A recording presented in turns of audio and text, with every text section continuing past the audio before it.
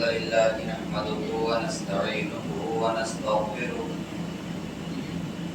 ونعوذ بالله من شرور أنفسنا ومن سيئات أعمالنا من يهده الله فلا مضل له ومن يضلل فلا هادي له وأشهد أن لا إله إلا الله وحده لا شريك له وأشهد أن محمدا عبده ورسوله أما بعد فإن خير الحديث كتاب الله وخير الهدي هدي محمد صلى الله عليه وسلم وشر الأمور محدثاتها وكل محدثة بدعة وكل بدعة ضلالة وكل ضلالة في النار. أعوذ بالله من الشيطان الرجيم. بسم الله الرحمن الرحيم. يوم نقول لجهنم هل امتلأت وتقول هل من مزيد وأزلفت الجنة للمتقين غير بعيد هذا ما توعدون لكل أواب حفيظ. من خشي الرحمن بالغيب وجاء بقلب منيب ادخلوها بسلام ذلك يوم الخلود لهم ما يشاءون فيها ولدينا مزيد. وكم أهلكنا قبلهم من قرن هم أشد منهم بطشا فنقبوا في البلاد هل من محيص. إن في ذلك لذكرى لمن كان له قلب أو ألقى السمع وهو شهيد. ولقد خلقنا السماوات والأرض وما بينهما في 6 أيام وما مسنا من لغوب. فاصبر على ما يقولون وسبح بحمد ربك قبل طلوع الشمس وقبل الغروب ومن الليل فسبحه وأدبار السجود واستمع يوم ينادي المناد من مكان قريب يوم يسمعون الصيحة بالحق ذلك يوم الخروج. إنا نحن نحيي ونميت وإلينا المصير. يوم تشقق الأرض عنهم سراعا ذلك حشر علينا يسير. نحن أعلم بما يقولون وما أنت عليهم بجبار وذكر بالقرآن من يخاف وعيد. وقال الله تبارك وتعالى في موضع آخر يا أيها الذين آمنوا اجتنبوا كثيرا من الظن إن بعض الظن إثم ولا تجسسوا ولا يغتب بعضكم بعضا أيحب أحدكم أن يأكل لحم أخيه ميتا فكرهتموه واتقوا الله إن الله تواب رحيم. وعن أبي هريرة رضي الله تعالى عنه قال قال رسول الله صلى الله عليه وسلم الربا 73 شعبة وأيسرها أن ينكح الرجل أمه وإن أرض الربا إرض الرجل المسلم. رب اشرح لي صدري ويسر لي أمري واحلل عقدة من لساني يفقهوا قولي رب زدني علما. اللهم صل على محمد وعلى آل محمد كما صليت على إبراهيم وعلى آل إبراهيم إنك حميد مجيد. اللهم بارك على محمد وعلى آل محمد كما باركت على إبراهيم وعلى آل إبراهيم إنك حميد مجيد. محترم سامعین، خطبہ مسنونہ کے بعد سورہ حجرات کی ایک آیت کریمہ اور فرامین نبویہ میں سے ایک حدیث پاک آپ کے سامنے پیش کی گئی.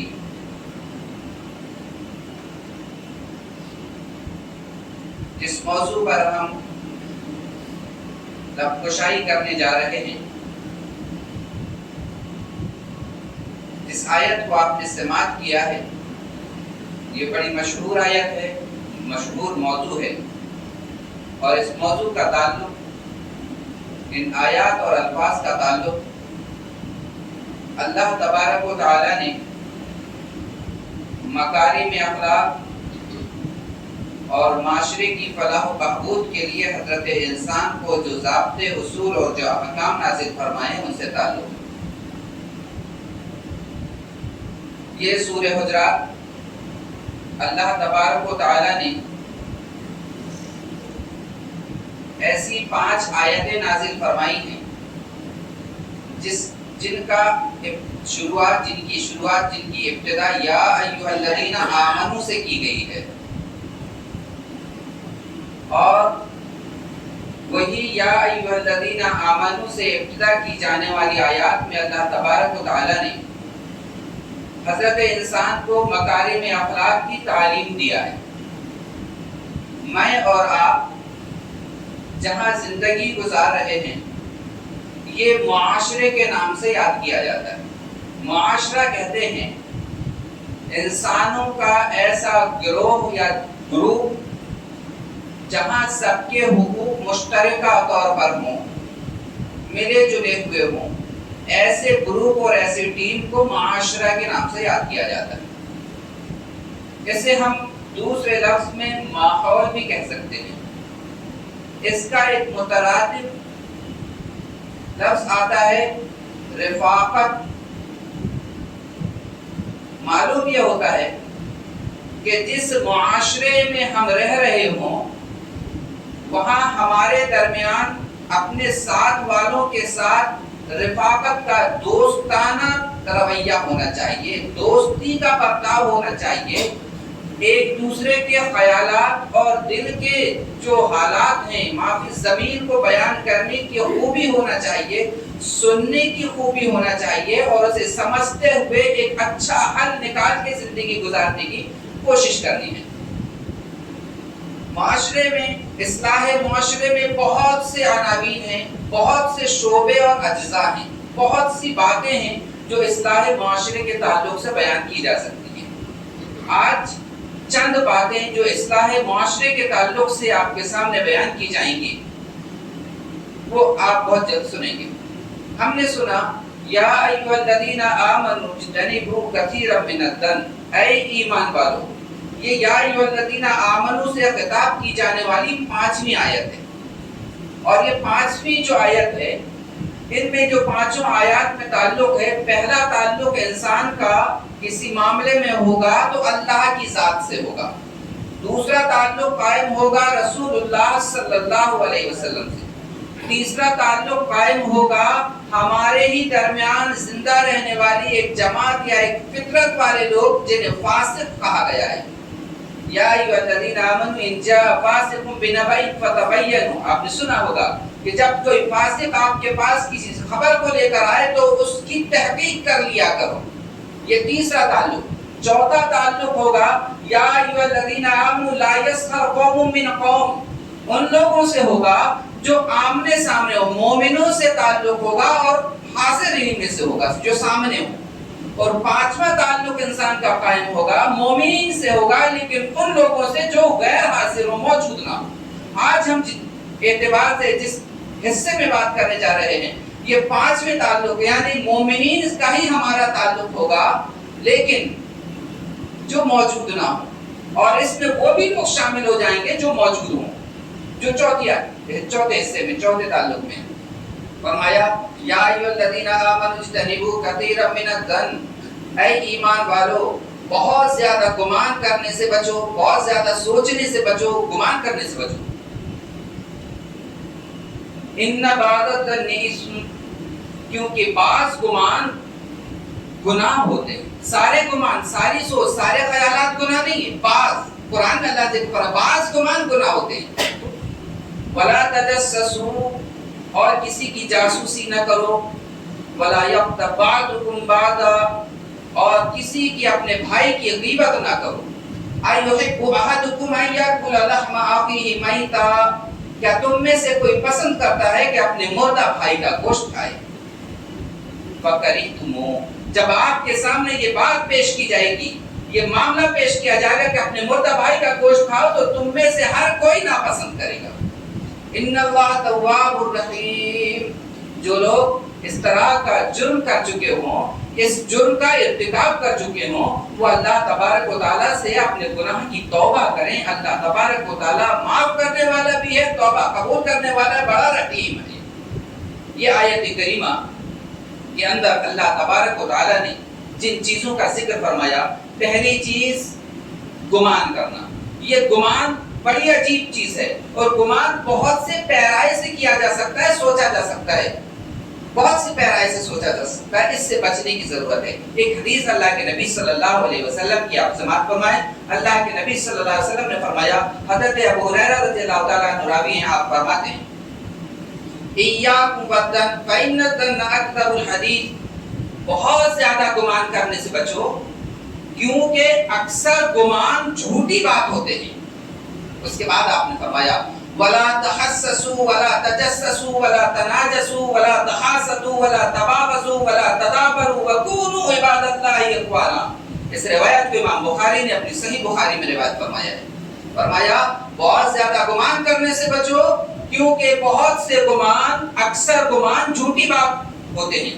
پھر فرمایا ولا تحسسوا, کسی کے عیب سامنے آمنے سامنے عیب بیان نہ کرو. ایک لفظ ہوتا ہے تحسس, ایک ہوتا ہے تجسس.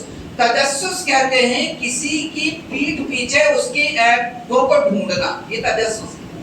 اسی کے مقابلے میں ایک لفظ کا استعمال کیا تحسس نہ کرو, ولا تحسسوا. تحسس کہتے ہیں آمنے سامنے کسی کے عیب بیان نہ کرو, اس کی بے عزتی نہ کرو. ولا تحسسوا ولا تجسسوا ولا تناجشوا, اور کسی کو دھوکہ دے کر کاروبار میں گولی نہ بڑھا دو. دھوکہ دے کر گولی بڑھا دینا کاروبار میں. دیکھیے کیا کیا خیالات, یہ معاشرے کے اجزاء ہیں نا. ان معاشرے پر اگر ہم معاشرے میں ان معاملات میں ہم لگ پت ہیں تو ان سے باہر نکلنے کی ضرورت ہے. مجھے نہیں معلوم آپ کا کیا کاروبار ہے, مجھے نہیں معلوم آپ کے اخلاق کیا ہیں, مجھے نہیں معلوم آپ کا کردار کیا ہے, مجھے نہیں معلوم آپ کی زندگی کیا ہے, مجھے نہیں معلوم آپ کے دل کے اندر کیا حالات ہیں. فرمایا ولا تحاسدوا, آپس میں ایک دوسرے سے حسد نہ کرو. پھر فرمایا ولا تباغضوا, ایک دوسرے کے لیے اپنے دل میں بغض نہ رکھو. پھر فرمایا ولا تدابروا, اپنے بھائی سے منہ پھیر کر مت جاؤ. وکونوا عباد اللہ اخوانا, لوگو اللہ کے بندے ہو, بھائی بھائی بن کر رہو. یہ اللہ کا پیغام ہے. معلوم ہوا کہ انسان کو تجسس یعنی جاسوسی نہیں کرنا چاہیے, تحسس یعنی آمنے سامنے اس کے عیب بیان نہیں کرنا چاہیے. چلیے آئیے, اگر ہم میں سے کوئی اس طرح کے کام کرتا ہے, اللہ کے نبی صلی اللہ علیہ وسلم کے اس خطبے کی جانب ہم جاتے ہیں جو آپ نے مقام منا میں حجۃ الوداع کے موقع پر ذکر فرمایا تھا. حضرت عبداللہ ابن عباس بیان فرماتے ہیں, آپ نے فرمایا ان رسول اللہ صلی اللہ علیہ وسلم خطب الناس یوم النہار فقال یا ایھا الناس ای یوم ھذا قالوا یوم حرام قال فای بلد ھذا قالوا یوم حرام قال فای شهر ھذا قالوا شهر حرام قال فإن دماءكم وأموالكم وأعراضكم عليكم حرام كحرمة يومكم هذا في بلدكم هذا في شهركم هذا. آپ نے فرمایا اے لوگو, یا ایھا الناس, اے لوگو,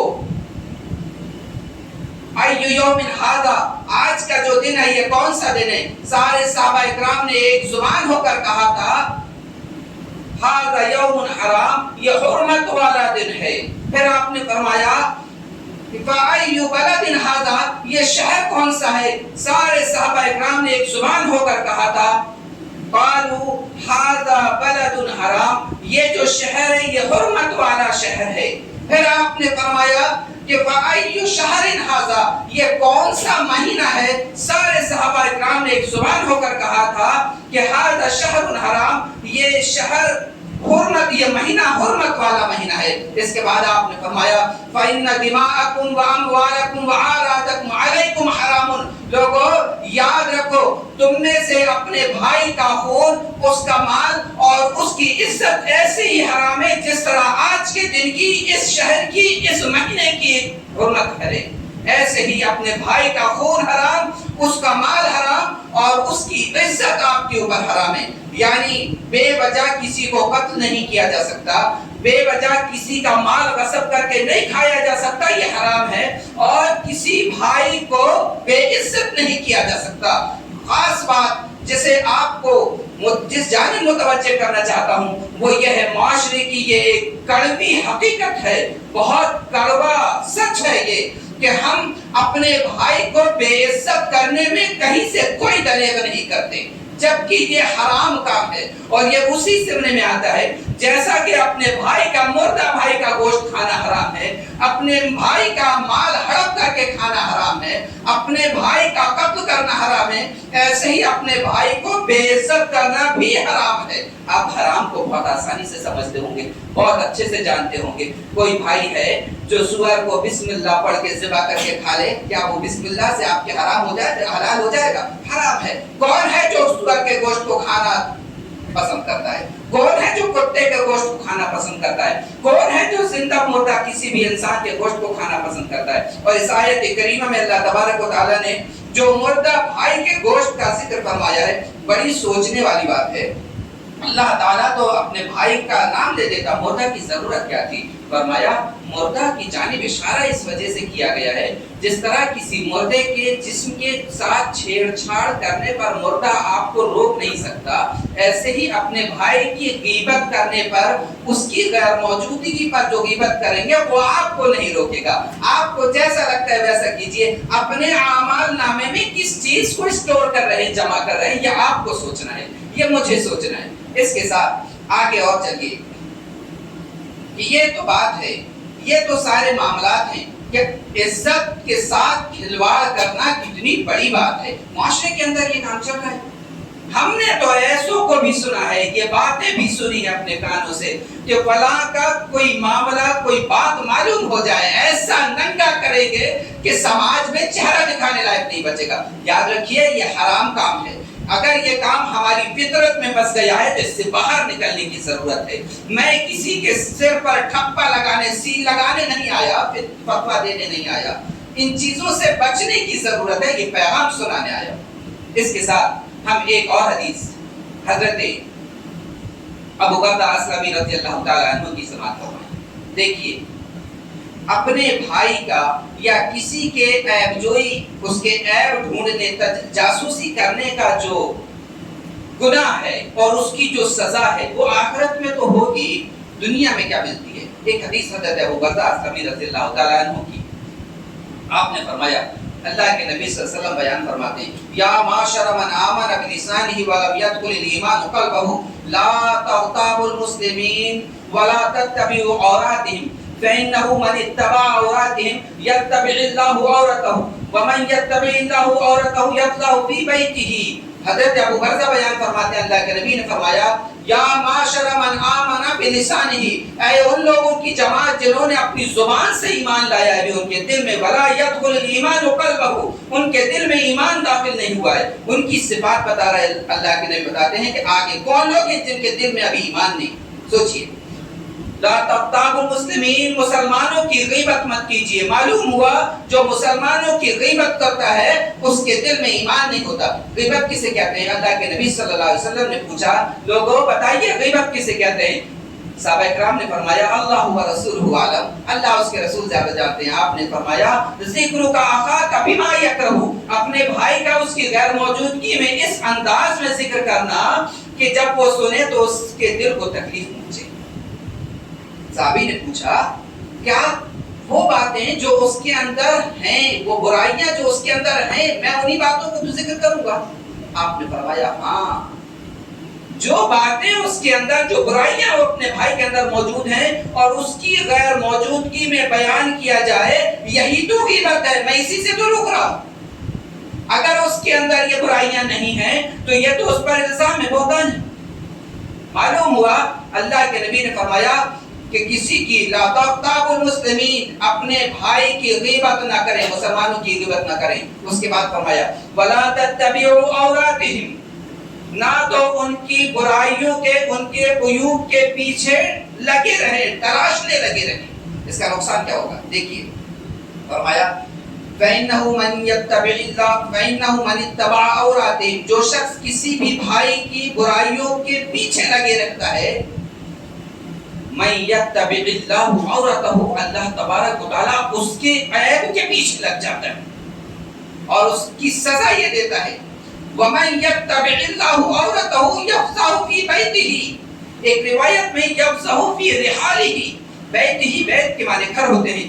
جو شخص کسی بھائی کے عیبوں کے پیچھے لگا ہوا ہے ڈھونڈنے، اللہ اس کے عیب کے پیچھے لگتا ہے اور اس کو سزا یہ دیتا ہے کہ اسے اس کے گھر میں رسوا کر دیتا ہے، گھر میں رسوا کر دیتا ہے. آپ نے دیکھا ہوگا معاشرے کے اندر نامعلوم ایسے کتنے لوگ ہیں جب وہ اپنے گھر سے نکل رہے ہوتے ہیں بے شرمی کا لبادہ اپنے چہرے اور جسم پر ڈال کر اپنے گھر سے باہر نکلتے ہیں. ان کا عالم یہ ہے کہ معاشرے میں لوگوں کے سامنے سر اٹھا کے بات نہیں کر سکتے. معاشرہ تو دور کی بات ہے، حالات یہ ہے کہ گھر میں بیٹے کی بے عزتی باپ کر رہا ہے، باپ کی بے عزتی بیٹا کر رہا ہے، ماں کی بے عزتی بیٹی کر رہی ہے، بیٹی کی بے عزتی ماں کر رہی ہے، بھائی بھائی کو بے عزت کر رہا ہے. یاد رکھیے، کبھی ہم نے سوچا تھا، کبھی ہم نے غور کیا تھا کہ آج جو بے عزتی کا لبادہ ہمارے اوپر چھایا ہوا ہے، لباس پہنا ہے ہم نے، اس کا سبب کیا ہے؟ اس کا سبب اللہ کے نبی کی حدیث سے ثابت ہوتا ہے کہ ہم بھی اپنے کسی بھائی کی بے عزتی اور اس کے عیب ڈھونڈنے کے پیچھے لگے ہوئے، اللہ اس کی سزا دنیا میں دے رہا ہے. یفزعُ فی رحالہ کا لفظ اس کی حدیث میں ہے. رحال کہتے ہیں سفر کا وہ دستہ، سفر کا وہ گروپ جو کہیں سفر میں گیا ہو، ابھی واپس منزل تک نہیں پہنچا ہو، راستے پر اللہ کے نبی نے فرمایا اللہ تعالیٰ اسے اس کے سفر کے دوران ہی رسوا کر دیتا ہے. یہ وہ جرم ہے جس کی سزا مرنے سے پہلے ملتی ہے، آخرت تو بعد کی بات ہے. آئیے اب اس جرم کی سزا مرنے پر کیا ہوگی دیکھ لیتے ہیں. حضرت نبی اکرم صلی اللہ علیہ وسلم نے بیان فرمایا، حضرت عبداللہ ابن مسعود کی روایت ہے، آپ فرماتے ہیں اللہ کے نبی نے فرمایا لما اریج بی مررت بقوم لهم اظفار من نحاس يخمشون وجوههم وصدورهم فقال من هؤلاء يا جبريل قال هؤلاء الذين ياكلون لحوم الناس ويقعون في اعراضهم. اللہ کے نبی بیان کرتے ہیں جب میں معراج کے موقع پر اٹھایا گیا، جب آپ کو معراج کرائی گئی تو میں نے معراج کے سفر میں ایک قوم سے میرا گزر ہوا، میں نے دیکھا مررت بقوم لهم اظفار من نحاس، میں ایک قوم کے درمیان سے گزرا ایک جماعت کے درمیان سے گزرا جن کے ناخن پیتلوں کے ہیں. یخمشون وجوہہم وصدورہم، ان ناخنوں سے وہ اپنے چہرے اور اپنے سینوں کو نوچ رہے تھے.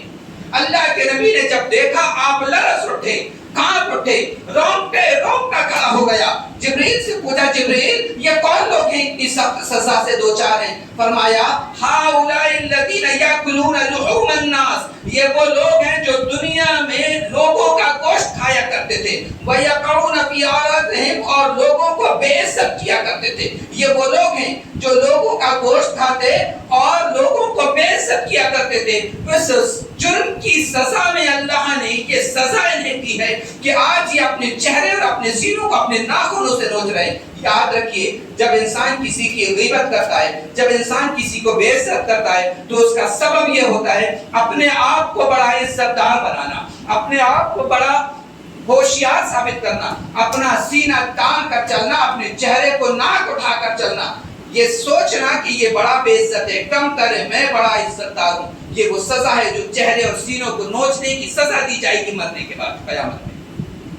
اور آئیے اس کے بعد وقت کو دیکھتے ہوئے ایک حدیث اور جو میں نے خطبہ حاجہ کے بعد آیت کریمہ کے بعد پڑھی تھی، بڑی عبرت آمیز حدیث ہے اور اس میں دو بڑے معاملے ہمارے سامنے آنے والے ہیں. جو لوگ ان جرائم میں گھسے ہوئے ہیں، لطپت ہیں، چاہے انجانے میں تھے، وہ سوچیں کہ آئندہ کی زندگی کیا ہوگی.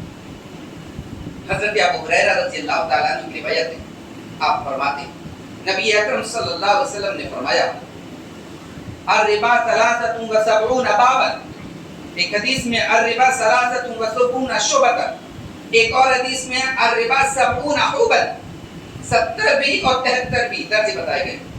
سود کے، بیاج کے 70 درجے. سود کا کام کرنے والوں کو جو سزا اور گناہ ہوگا اس کے 70 درجے.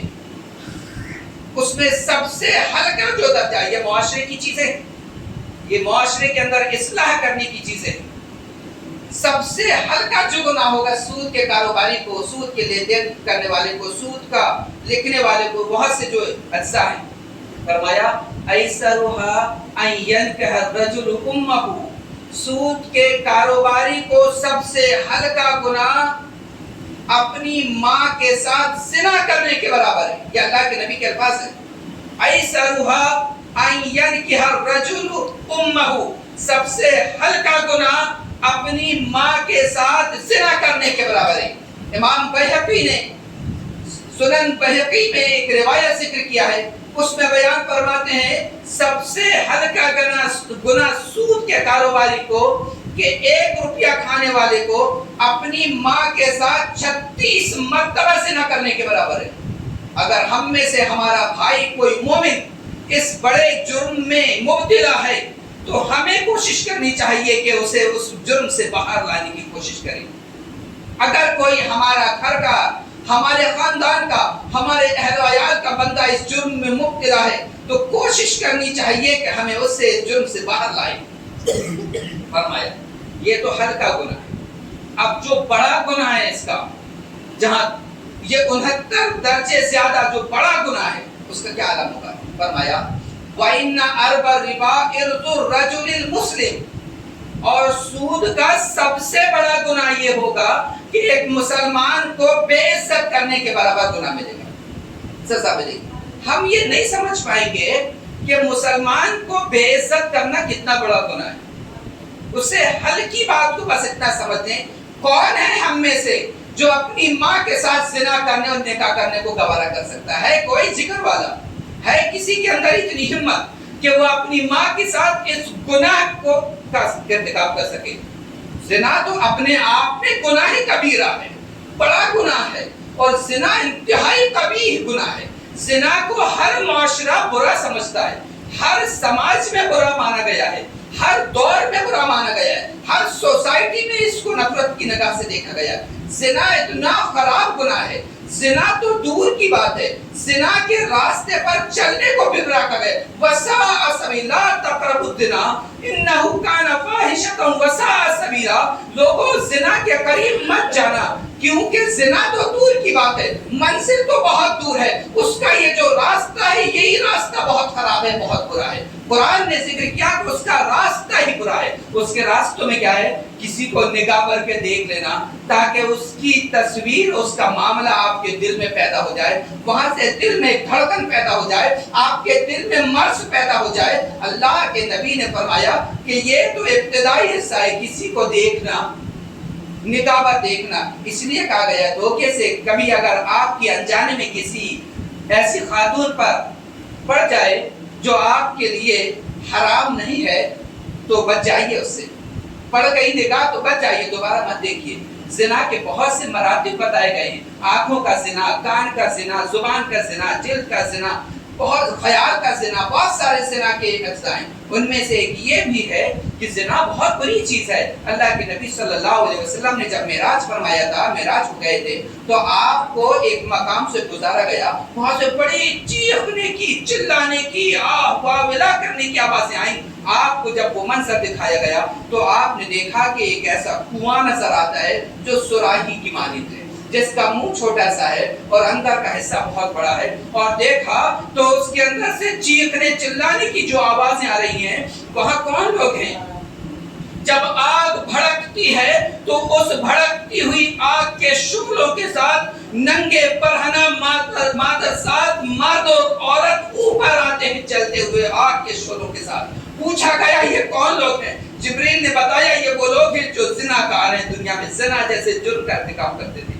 اللہ انہیں یہ سزا دے رہا ہے. زنا بڑا خطرناک گناہ کبائر میں سے ہے. اللہ کے نبی نے فرمایا کہ اپنے بھائی کی بے عزتی نہ کرو، اور بے عزتی کرنے کا بڑا کا جو جرم ہے وہ یہ ہے، یا سود نہ لو. سود کا سب سے بڑا گناہ یہ ہے کہ اپنے بھائی کی بے عزتی کے برابر گناہ ملے گا. اندازہ کیجئے، میں اور آپ کیا اندازہ کر سکتے ہیں ایک مسلمان کی عزت کتنی قیمتی ہے، کتنی قیمتی عزت ہے. لیکن معاشرے کا عالم یہ ہے، سماج کا عالم یہ ہے، سوسائٹی کا عالم یہ ہے کہ اپنے بھائی کو بے عزت کرنے کا جب موقع مل جائے تو انسان کہیں سے کوئی کسر نہیں چھوڑتا. اگر ہم اس طرح کے جرم کا ارتکاب کرنے والے ہیں، کر چکے ہیں، کر رہے ہیں، تو اللہ تبارک و تعالیٰ کی بارگاہ میں توبہ کریں.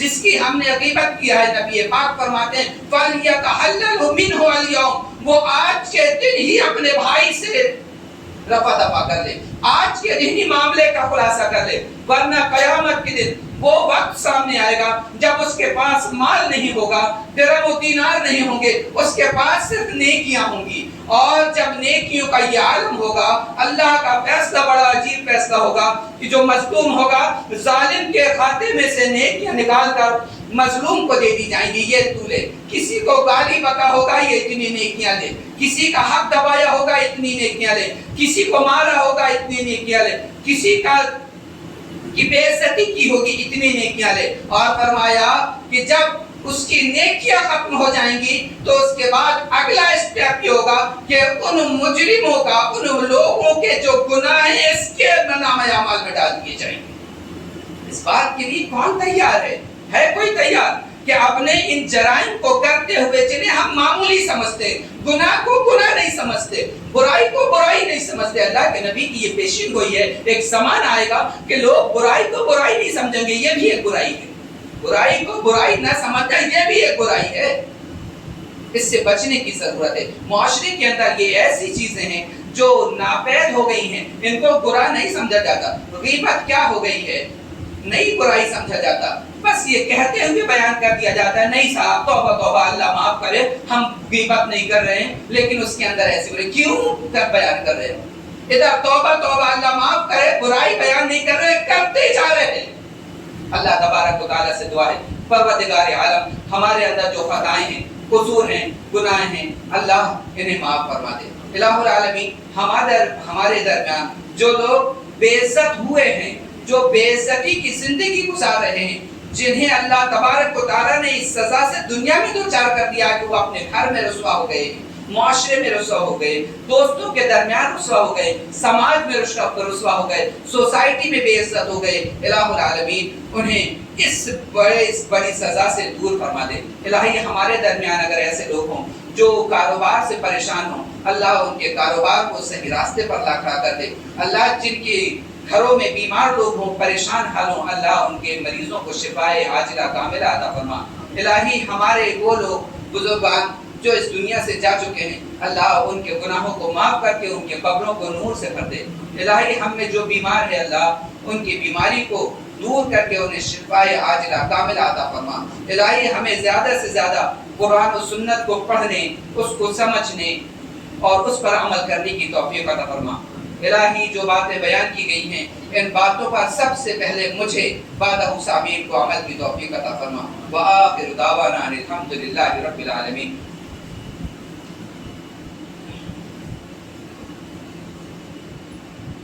ان الحمد للہ نحمده ونستعینه ونستغفره ونعوذ باللہ من شرور انفسنا ومن سیئات اعمالنا من يهده الله فلا مضل له ومن يضلل فلا هادي له واشهد ان لا اله الا الله وحده لا شريك له واشهد ان محمدا عبده ورسوله اما بعد ان الله وملائكته يصلون على النبي يا ايها الذين امنوا صلوا عليه وسلموا تسليما اللهم صل على محمد وعلى ال محمد كما صليت على ابراهيم وعلى ال ابراهيم انك حميد مجيد اللهم بارك على محمد وعلى ال محمد كما باركت على ابراهيم وعلى ال ابراهيم انك حميد مجيد عباد اللہ رحمکم اللہ ان اللہ یأمر بالعدل والإحسان وإیتاء ذی القربى وینہی عن الفحشاء والمنکر والبغی یعظکم لعلکم تذکرون اذکروا اللہ یذکرکم وادعوہ یستجب لکم ولذکر اللہ تعالی وعلا واتم واجل واکبر۔